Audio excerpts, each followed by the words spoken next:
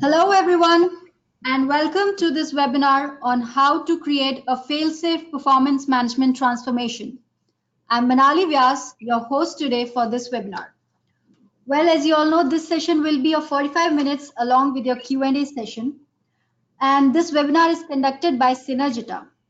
Synergita is a cloud-based performance management software which not only automates to resolve all employee performance review pain points, but also enables employee engagement, employee training, and development through its unique features. Now, let me introduce you to the presenter for today's session. The first presenter for today's session will be Ms. Denise Cooper. Denise Cooper currently runs a small boutique firm that helps executives, managers, and HR achieve higher levels of productivity and engagement. Over her career, Denise introduced simple, cost-effective, and practical ways to upgrade over 30 performance management systems, trained over 200 people to get better results from broken systems, and teaches HR business partners how to visibly show the impact HR has on business performance. After seeing her speak or working with her as an executive trainer, senior executives are left with actionable feedback that leads to higher performance and less workplace conflict. The second presenter for today's session will be Ms. Shubhra Gupta. Shubhra is performance consultant at Synergita. She has over 10 years of experience in driving technology adoption for top multinational nationals, including Microsoft and Oracle. She is driven towards helping business leaders transform their business through technology. Outside her work, Shubhra is passionate about creating a culture of health and sustainable lifestyles. She is also a registered yoga instructor. Now, before handing over the control to Denise, here are some housekeeping instructions. All phones are set to mute. If you have any questions, please type them in the chat window located beside the presentation panel. We have received several questions from the registrants which will be answered by the speakers during Q&A session. Also, we continue to collect more questions during the session and we'll try to answer them during today's Q&A session. In case if you do not receive answer to your questions today, you will certainly receive them via email shortly. Thank you for your participation and hope you will enjoy the session. Over to you, Denise. Thank you and welcome everyone. I so appreciate you taking the time to come to the presentation and also hear a few points on how to create a fail-safe performance management system. So we'll go through the transformation itself. Today I'm going to quickly go over a few points. The first one is we're going to, by the end of this, you're going to learn 2 techniques that will allow you to upgrade performance management systems and how digital actually can help you and get it so that employees will be able to have better feedback and managers will have better control over performance. The other is you're going to learn 2 elements in which you're going to be able to increase your ability to create a business case for upgrading, transforming, and changing your process. Out of all of this, I really want you to take away one really big idea. And that big idea is that really small steps really make a difference. And that it really is about what is it that you're committed to and what is it that you see should be the next step in the evolution of your performance management system. Right now, if you kind of sit back and relax a little bit, I want you to understand that for the most part, 99% of all businesses in the US have less than 500 employees. So imagine what that really means. That although the press and the paper all talk about how the top 10 or the top 200 companies are really doing, the reality is that most people who are putting in a performance management system and trying to manage it from a business are really trying to manage about 500 or less than 1,000 employees for sure. And that's an important thing for you to remember because 500 is a manageable size to implement change in general. So I want to start with a poll so that you get engaged with it. And the first question really is, in your mind, how successful have companies been at achieving the expected results from a major change initiative? And when I talk about change initiative, what I'm talking about is scaling or growth, re-engineering, ideas around restructuring, technology upgrades, and building organizational capabilities. This is, and from your opinion, what do you think are the percentages of change initiatives that have been successful? So if you think it's A, it's less than 10%. If it's B, it's 20 to about 33% of the time. C is about 34 to 50%. D is about half the time, or 50%. And E is more than 60% of the time. So I'll give you about 15 seconds to vote, and simply just click on, you should have a quick poll on your screen right now. Click on the answer that you think is the correct answer.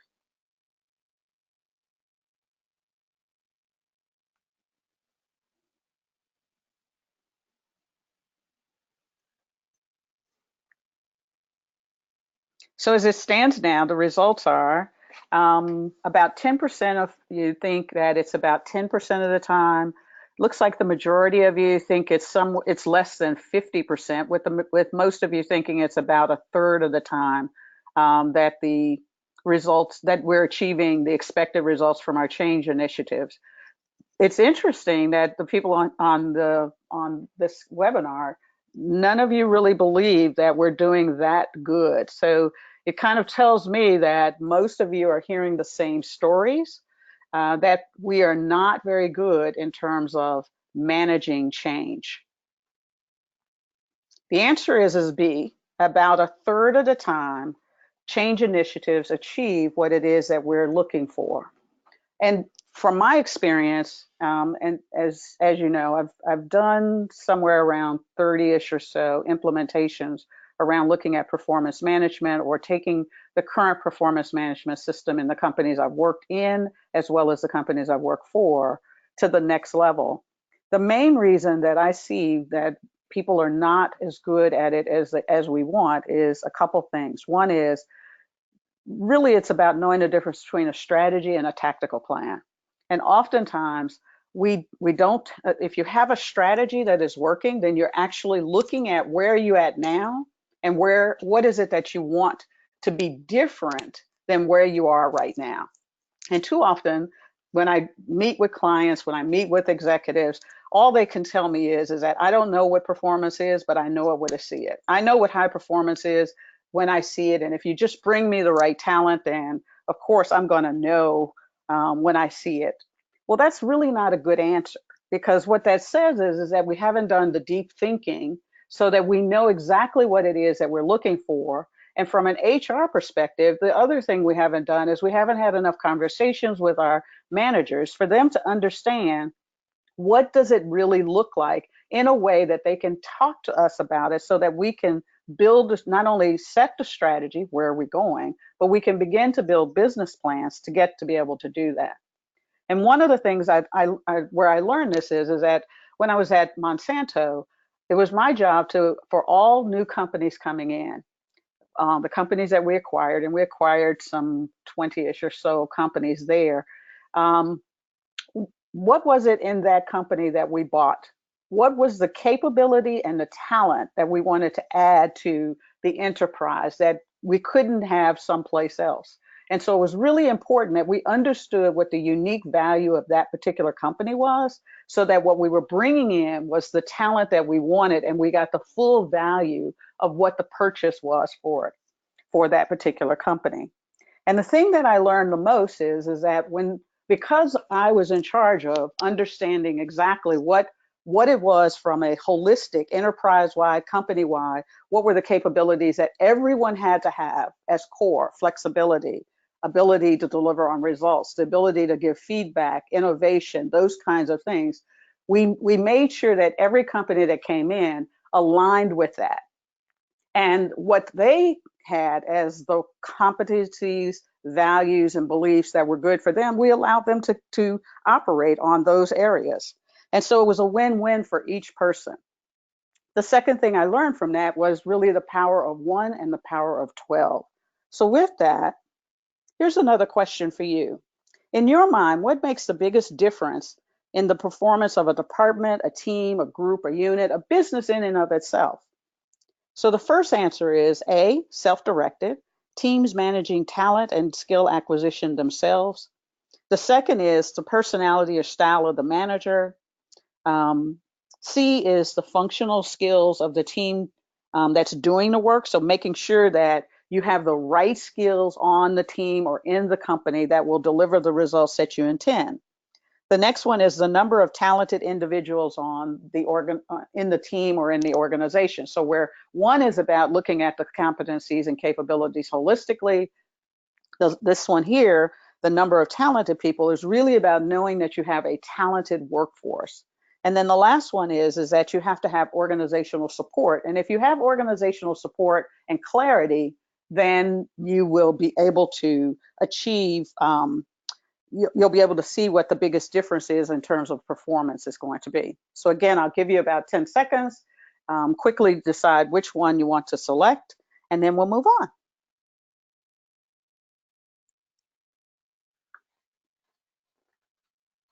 Feel like I'm on Jeopardy right now. You know, I want to have the music in the background going doo, doo, doo, doo, for everyone.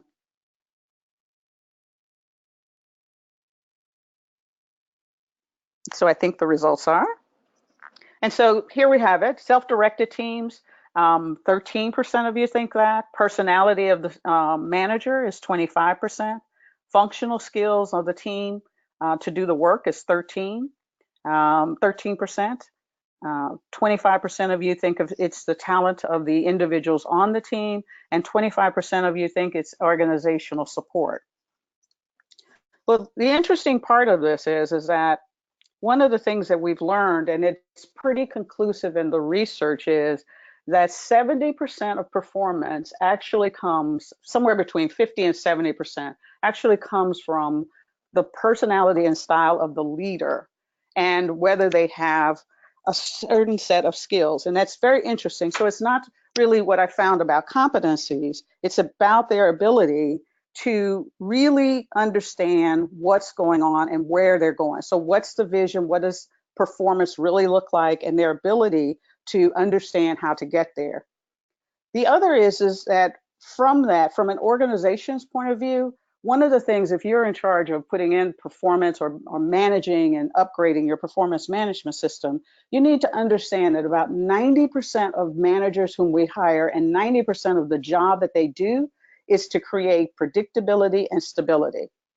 Every business in the US is bound by the rules of finding customers, developing a product, and collecting revenue.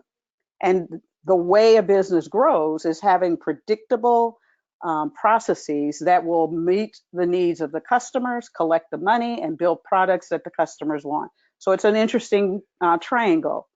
And that stability is what we need from managers to be able to manage the process that will consistently generate those three results. Overwhelm is one of the biggest problems that we face right now, because most managers, again, when they're looking to hire, when they're looking to think about performance, they say, I know it when I see it. And if they are not clear in what the goal is and what the result of the goal, not just the goal, but they have to understand the results of the goal, then they can't communicate that to the people that they're working with.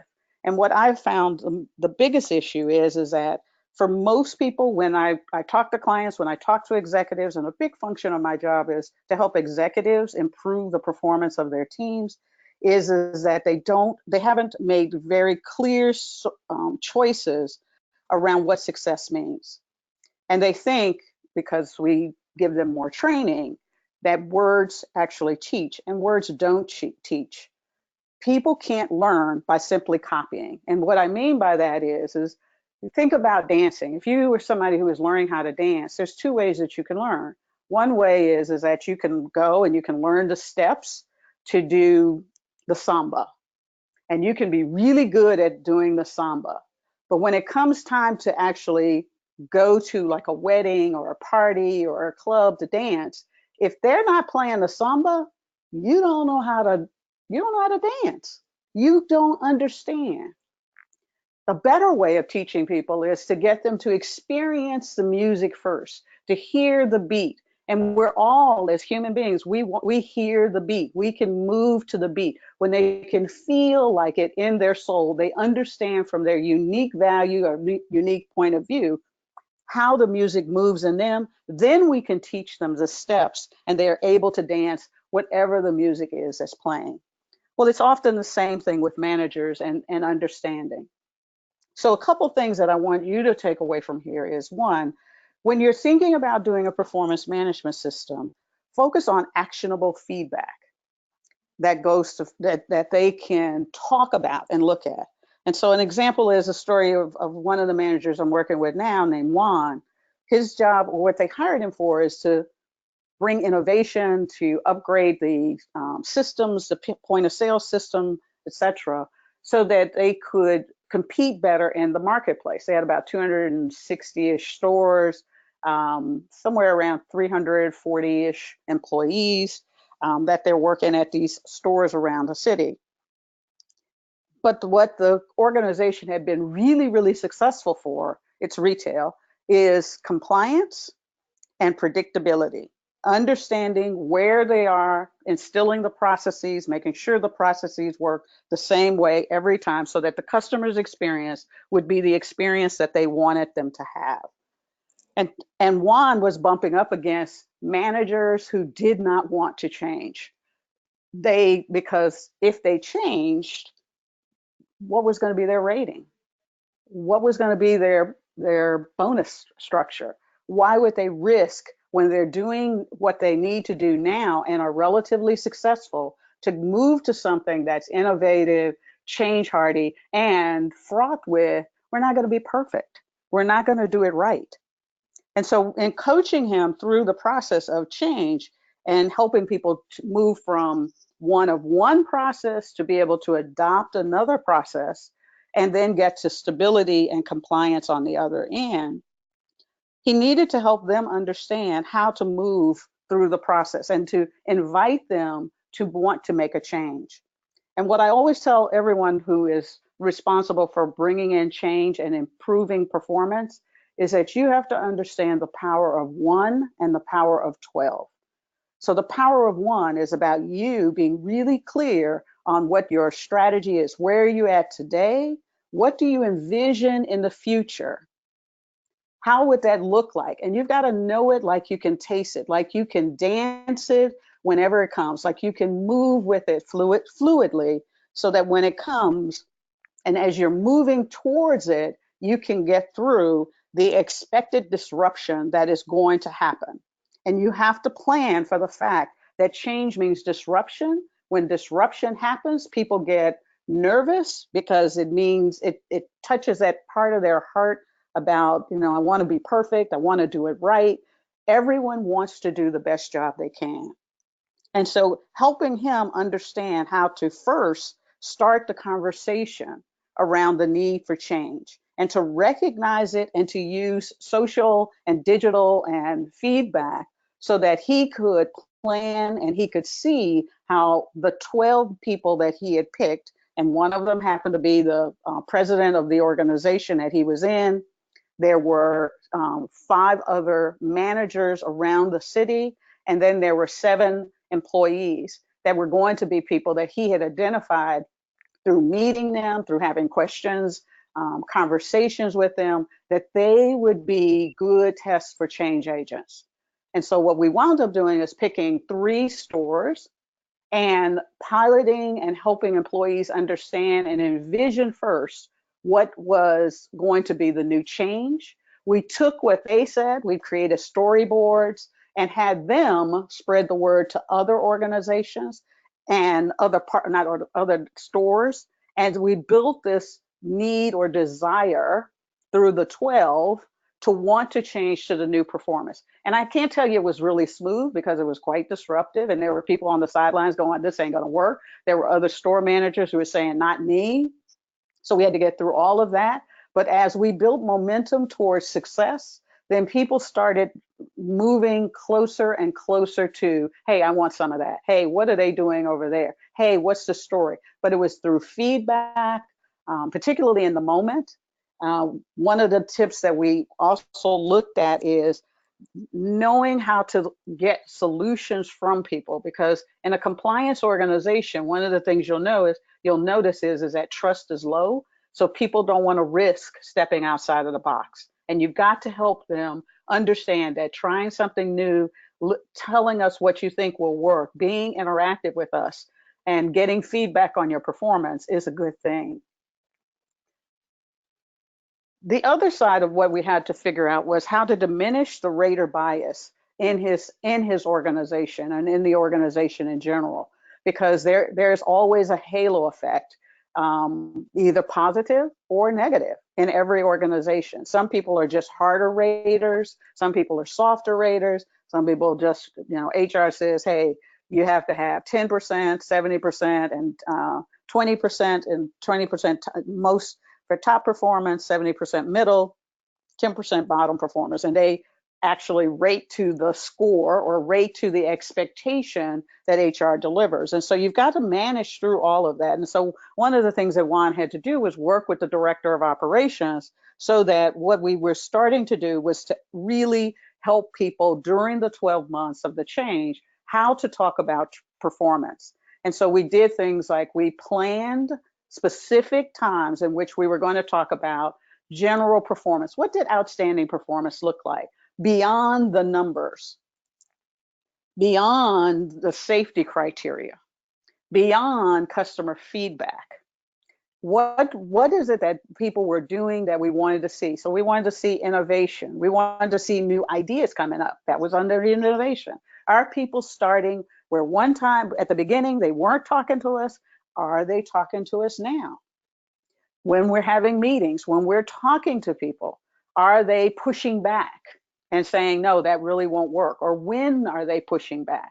When we sent out emails, when we sent out feedback, did we get people to have it opened? Because the IT system can tell us exactly when open rates on emails, where people were going to the website to hear the stories and see who was doing it, where we had people who were interested, how we were building the momentum around that. So all of those kinds of things we looked for and we figured out.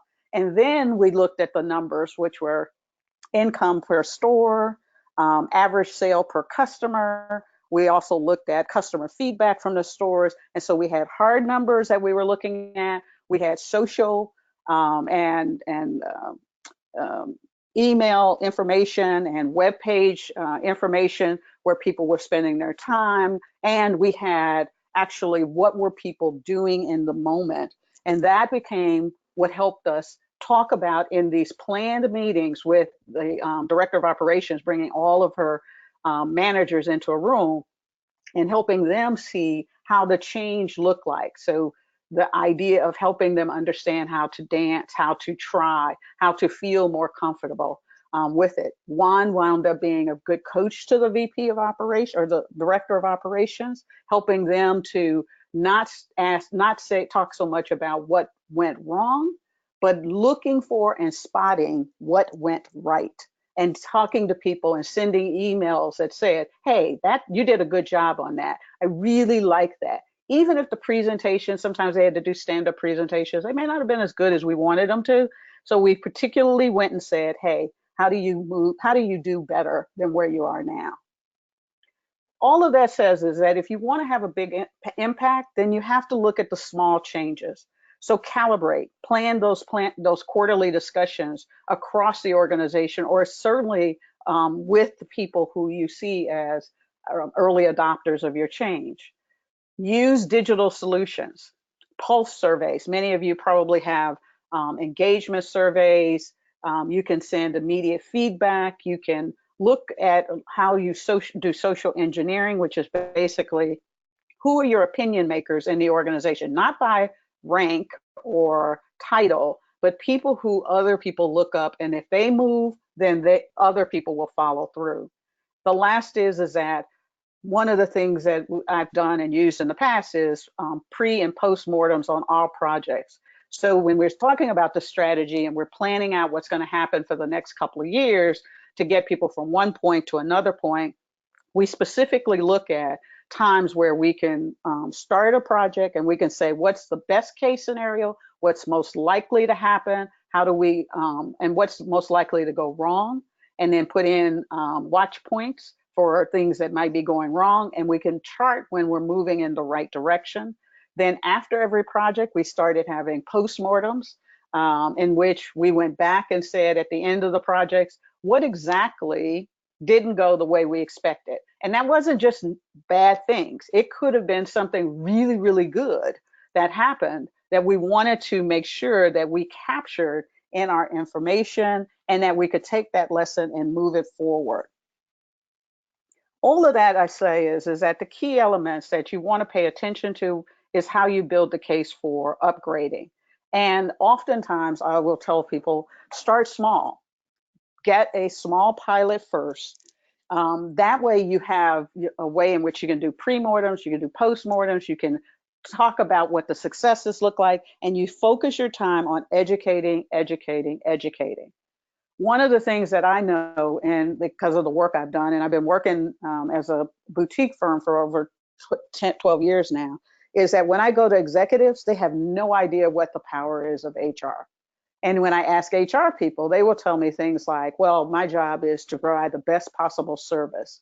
Well, no, HR's power, the power of HR is in building capabilities and capacity for a competitive edge. And you have to educate them that it's not about compensation, it's not about recruiting, it's not about performance management. It's about the totality of creating a system that actually moves performance from one level to a different level, from one place to a different place.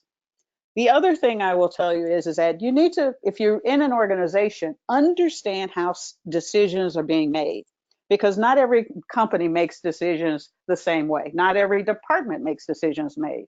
I used to tell people, are you a company that makes decisions at the water cooler or in the break room? Are there meetings before the meetings or meetings after the meetings? Is that where the decisions are? Is it one person's opinion who has to be in the positive zone or to say, yes, we're going to do it? Or is there one person who, if they don't come on, everybody else is just going to say, oh, no, no, no, no, no.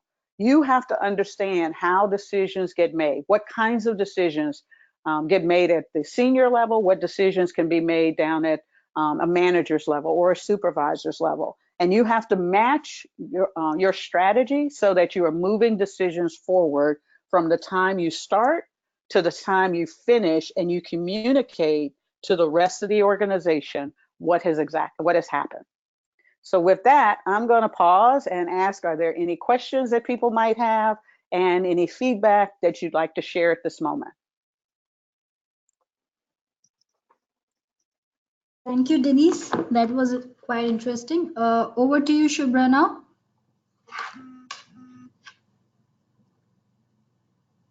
Shubhra?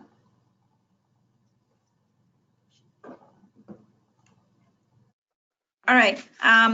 Good afternoon, everyone. Can you hear me? Yes, you're audible, Shubhra. Awesome. Perfect. All right. Good afternoon, everyone. Thank you for joining us. Thank you, Denise, for such an informative session. You covered some key points around empowering HR through performance and various techniques to bring that change. I'm going to expatiate on these points and talk about how a digital solution really comes into play when we talk about employee performance, engagement, and development. CB research shows that 90% of HR leaders believe the process of performance appraisal is incredibly stressful and unproductive. And I'm sure a lot of you on the phone would probably be able to resonate with that. So that brings me to my next question. And for some reason, my slide is not moving. I'm sorry. So are you currently using a digital solution to transform performance and get the management and employees on board? I'm going to give you like 10 seconds.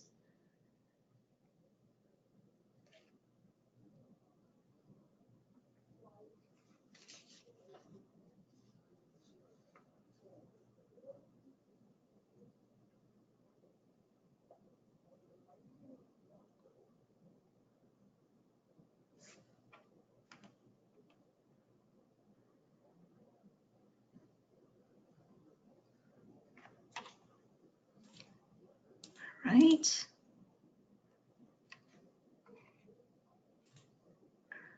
What are the poll results, Manali? I just have, okay, all right. So 47%, 40% of you are not, and 60% of you are yes. So you are actually going in the right direction in terms of thinking about digital. Harvard research says that to facilitate today's high-performing workforce, it's necessary to have modern systems that allow you to set objectives, encourage feedback, frequent check-ins, have collaborative assessment, skill development, social recognition. In summary, what you said, Denise, calibrate, collaborate, and measure. So how can we help? How can we help at Synergita? Synergita is an award-winning continuous feedback-based employee performance development and engagement platform. Continuous feedback is the key to better performance and engagement, and it should be weaved in throughout the solution that you're choosing, while it is positively influencing your employees' and managers' behavior, turning managers into coaches. Synergita makes employee engagement, recognition, and development an intrinsic part of performance management, helping organizations focus on holistic employee development.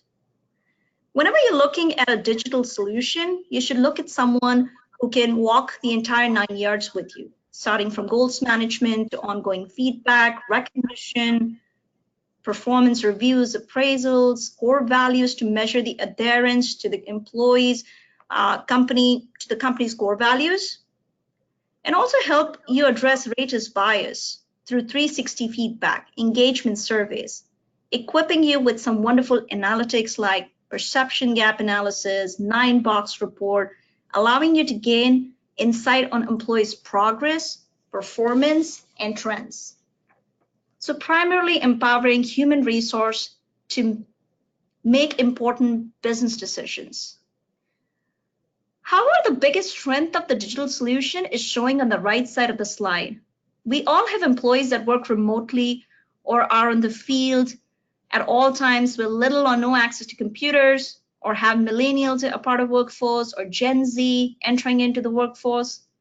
Today, everyone is looking for real-time feedback and have a coach to reach kind of relationship between them and their managers. Mobility allows managers to easily monitor progress and guide their team members so that they can actually feel motivated. They can also provide awards, appreciation, redeemable rewards to lift their spirits.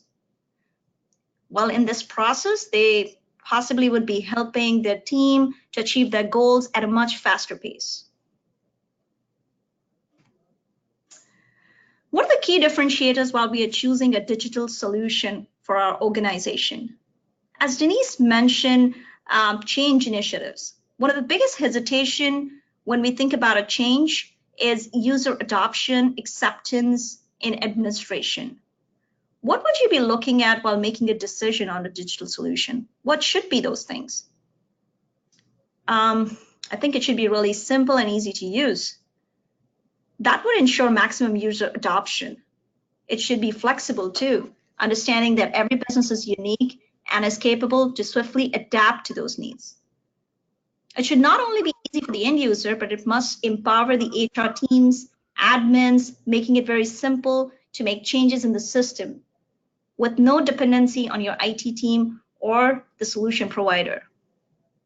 You should also look at the latest technology, which should be like a SaaS-based solution, as it ensures low maintenance and talks easily to your existing systems like your existing HRIS, HRMS, or ERP.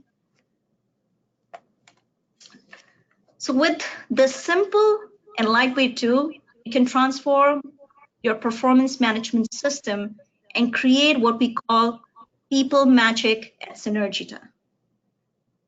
What a digital solution can help you do is to get your management and employees on board, empowering HR, positively affecting the culture of your organization, and making your organization one of the best places to work.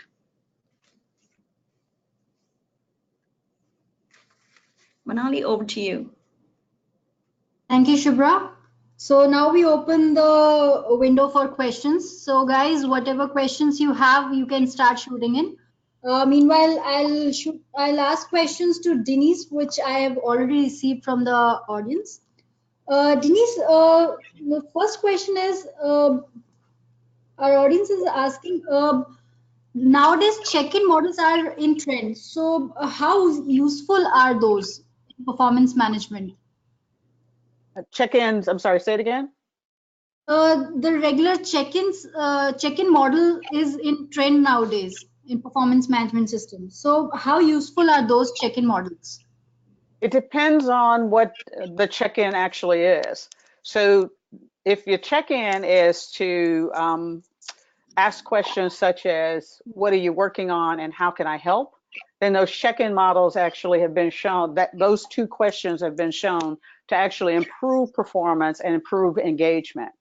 If your check-in is to say, hey, you know what, I saw you do X and I really like that, I'd like to see more. We've actually seen that that adds a bigger bump than even checking in to say, what are you working on?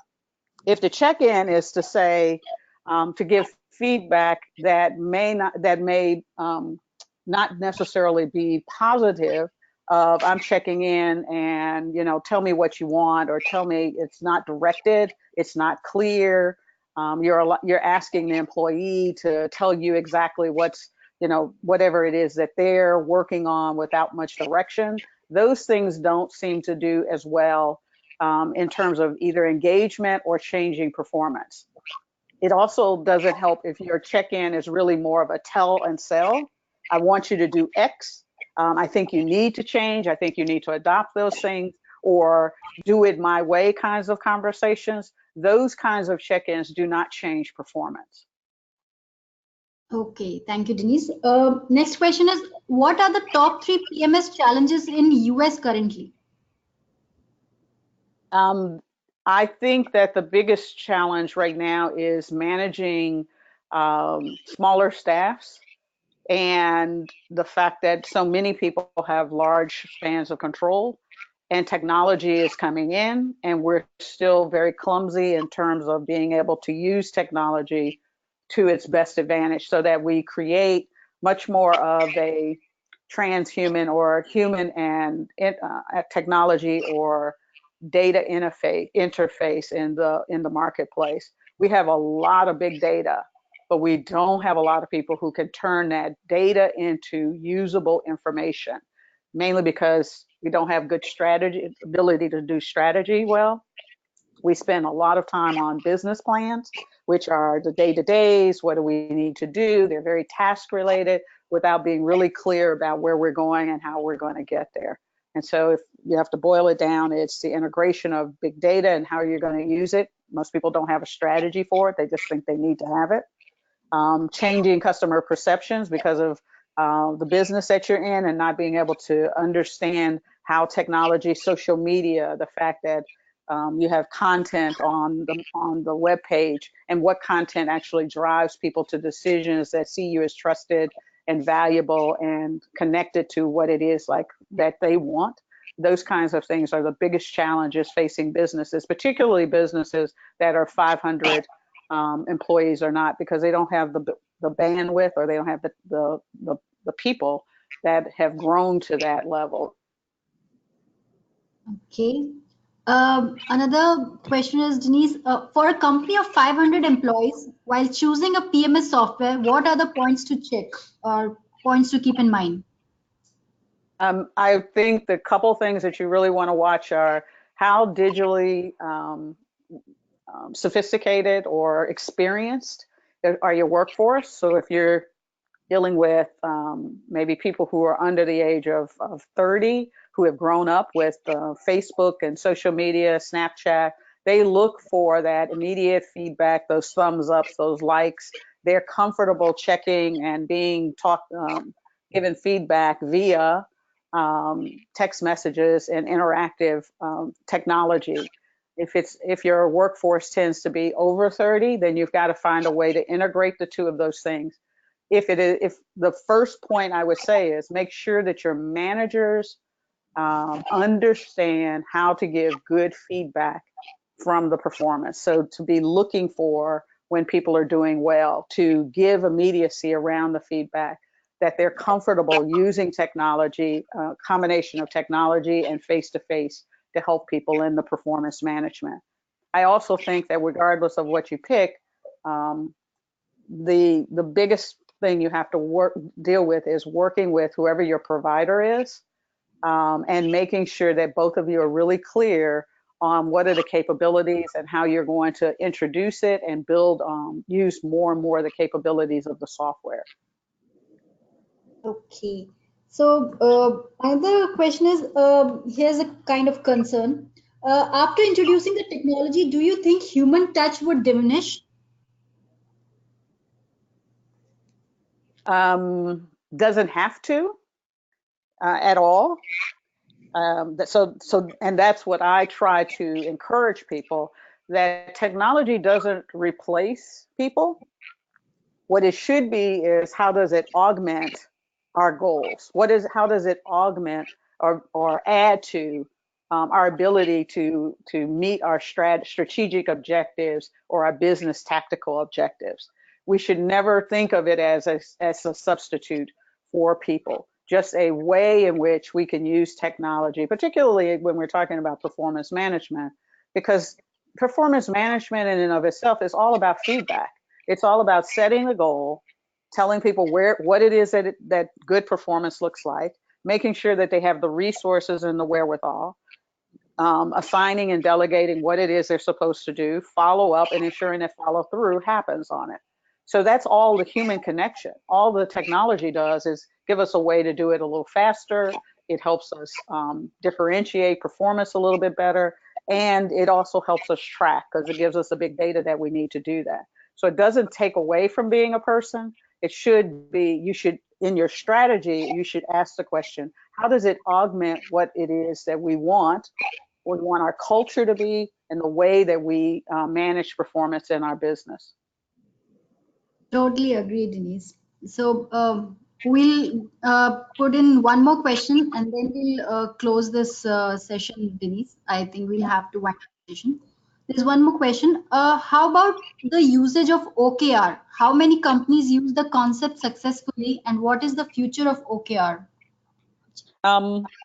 So for those of you who don't know what OKR is objectives and key results. And so it's this idea of you have a strategy, so you still have to have a good, solid strategy with your company. Where are we going? What is it that we want to achieve, and how do we want to have it? That's your strategy statement. Some people call it a vision, but it's really, that's your strategy. Objectives and key results are still the things. What is it, short term or midterm, that we're trying to deal with or to achieve? So that's what might be called a SMART statement. And key results are, did you hit it or did you not hit it? It's that simple. The number of companies that have started adopting OKRs is growing. It is still, from my experience, it is still in the kind of top 300 or so Fortune 300 companies. It is yet to trickle down to companies, the majority of companies, which is this kind of 500 or 1,000 employees. We still struggle, at least my experience is, we really struggle with this idea of setting objectives and good, smart goals, and as well as holding people accountable, which is what key results do. No judgment. Did you hit it or didn't you hit it? It's that simple. That's what a key result tells you. When you're evaluating it, you either hit it or you didn't hit it. Now, there may be mitigating circumstances on why you didn't hit it, but the first question you ask, yes, no. Then from there, you start wondering, did we not plan well? Did we not implement well? If we didn't implement well, this kind of going back to the postmortem idea that I talked about. What didn't go well? What happened that we didn't plan for, we didn't think about, or we didn't handle well? And then that becomes the next lesson to learn, to add into the next year and move forward as you think about your objectives and your key results. Great. Thank you, Denise. That was lovely session, and thank you sharing for experience with us, Denise. It's time we have to wind up the session. And yeah, Denise, you were saying something. No, I Sorry. was saying thank you and thank everyone who took the time um, to stick around and ask some questions and hear about this important topic. It was really informative session, Denise. So also thank you, Shubhra, for sharing your experience with us and your information. Thank you, guys. It was wonderful being here. Thanks, Denise, Manali. Thank you, guys. Thank you for attending the session. Hope you all had a good and informative one. And if you have any questions still, you can send them to email at info@synergita.com and we'll be happy to answer those. Also, we'll be sharing the recorded version of this webinar with all of you. So thank you, Denise. Thank you, Shubhra. Thank you guys for joining us. Bye-bye. Take care. Take care.